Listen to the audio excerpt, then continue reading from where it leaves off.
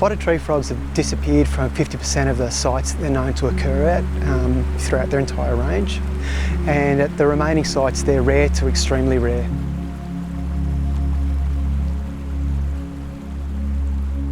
This site that we've been working at and where we've been releasing the frogs, there's been a very small population of spotted tree frogs surviving here, and the work that we're doing is trying to not only increase the size of that frog population but also increase the frog's genetic diversity here.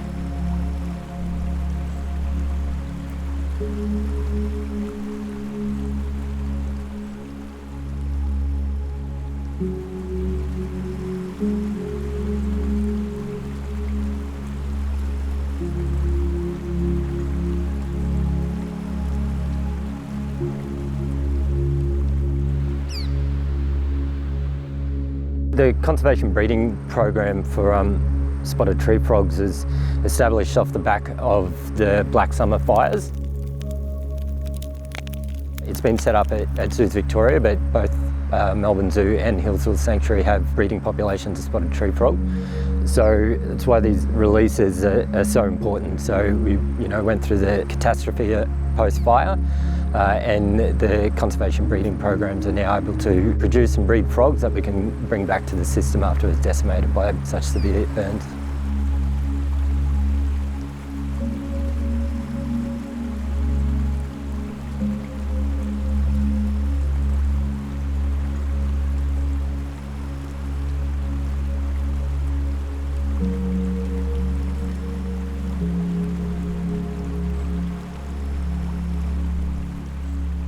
We've bred frogs from these different river systems together.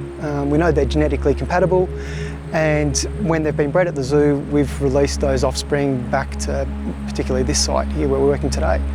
And that's bringing a whole new range of genetic diversity into this population.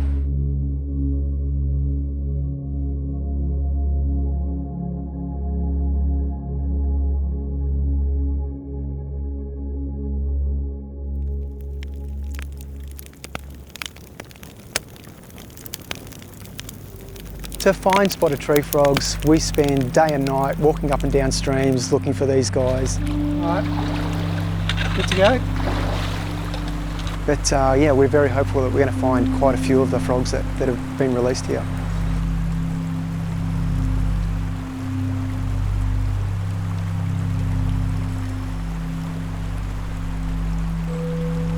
Pretty challenging when they are very well camouflaged to the environments that they live in. They sit on rocks and sit on ferns, and their colour can vary depending upon the surface that they're sitting on. Looking for shapes of the frogs as we're walking up and down the stream during the day and at night, but at night we're also looking for their eye shine reflecting back at us when we're using head torches. We've individually marked the frogs that have been bred in captivity so we can track their movements after their release here.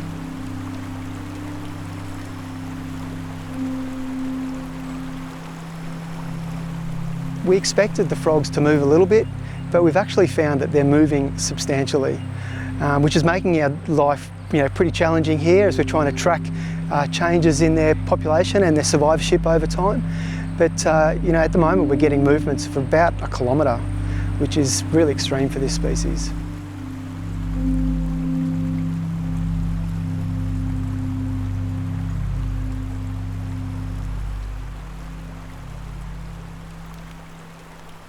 Unfortunately for spotted tree frogs, they've got a couple of big, really key threats that they're struggling with. So one of the most important ones, I guess, is Kitrid fungus, so an introduced disease that essentially attacks a susceptible frog species, and unfortunately spotted tree frogs is one of those.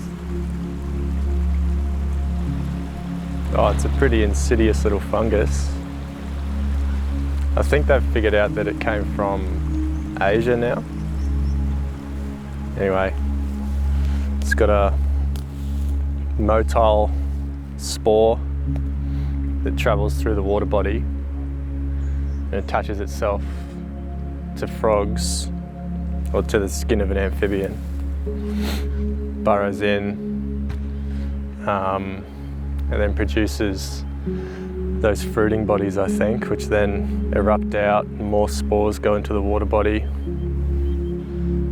They become unable to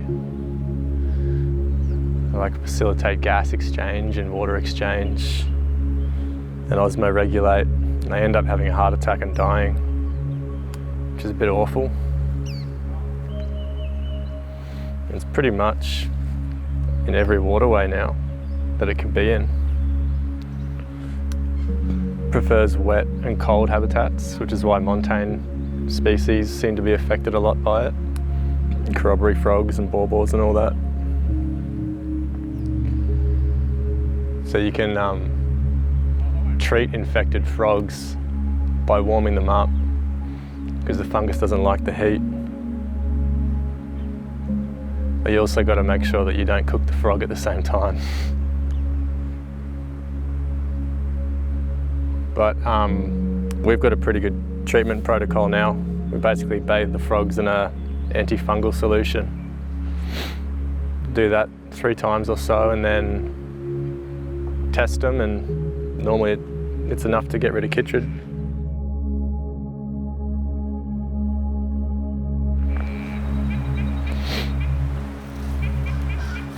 I love that little frog call. So in a perfect world, we'd expect between 10 to 20% of frogs to survive following being laid as an egg through to an adult life stage. But when these threats are acting on the frog population, only around 1% of the frogs are actually making it through to that adult life stage.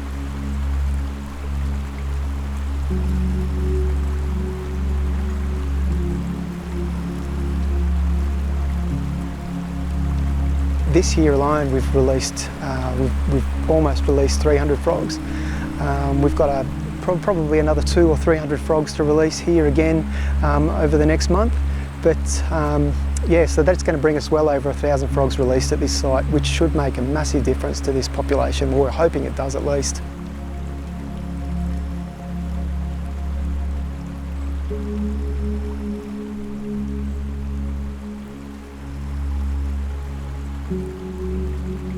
It's the difference between this population disappearing for good or us being able to save this species.